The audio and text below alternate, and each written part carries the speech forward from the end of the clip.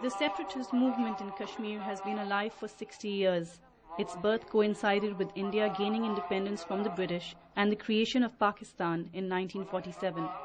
Through these 6 decades, the movement has shown a mostly non-violent flavor until 1989, when it turned gruesomely violent. No other name has been as closely associated with the early violent phase than that of Yasin Malik, the founder of armed struggle in Kashmir. In 1989, when Malik was still a student, repeated deadlock with the Indian government over the resolution of Kashmir led him to start an armed insurgency under the banner of the Jammu and Kashmir Liberation Front. He was captured a year later by the Indian security forces. After 4 years in prison, during which he was allegedly subjected to torture, leaving his nervous system damaged, Malik was released on health grounds. Influenced by Gandhi, Nelson Mandela, and Buddhist philosophy, Malik gave up the gun, transitioning his fight into a non-violent struggle. In the summer of 2008, Kashmir witnessed unprecedented non-violent demonstrations. Thousands of people poured into the streets demanding independence, surprising everyone, including the Indian government. 2 months later, the same people queued up in long lines to cast their vote in the local elections, ignoring boycott calls from separatist leaders such as Malik.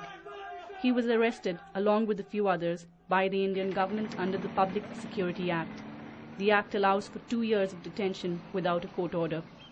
Malik was released soon after the election results were announced in late December. A day later, he gave us this interview at his house, surrounded by family members and well-wishers, his mobile phone ringing every few minutes.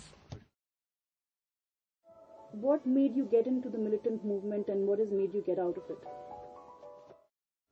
Gandhi was given a genuine, respected space. They were arrested hundreds of times, but they were never ever taken into any interrogation center. Or they were never beaten. He was able to defeat Indian state politically, morally and spiritually. I show a persistence in non-violent movement. And that was my victory in August revolution. When I see the people's genuine non-violent revolution on the streets. What part is Al-Qaeda in Kashmir or not? There is no Al-Qaeda in Kashmir. And we do not need Al-Qaeda in Kashmir. We have enough moral, spiritual strength in us to fight our battle alone.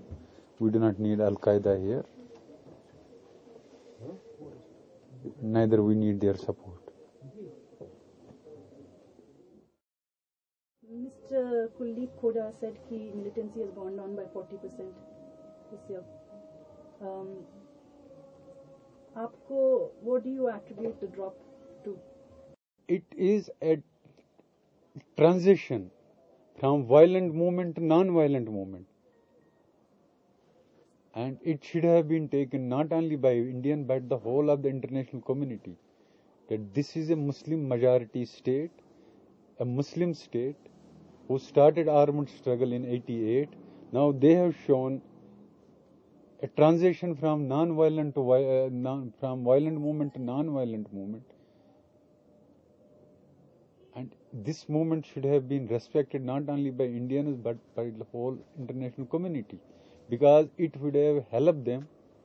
If this non-violent democratic movement will deliver, it will become an inspiration for all the conflict zones across the globe, especially for the Muslim movements.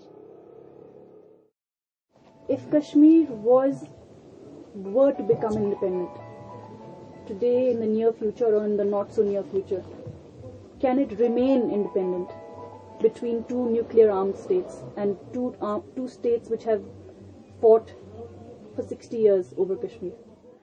Kashmiri people needs to accommodate the genuine security concerns of India and Pakistan and their respective national ego. And in return, both India and Pakistan needs to accommodate the national aspirations of the people of Jammu and Kashmir. This will be discussed. Definitely a solution can be found out which will be acceptable to India, Pakistan and Kashmir.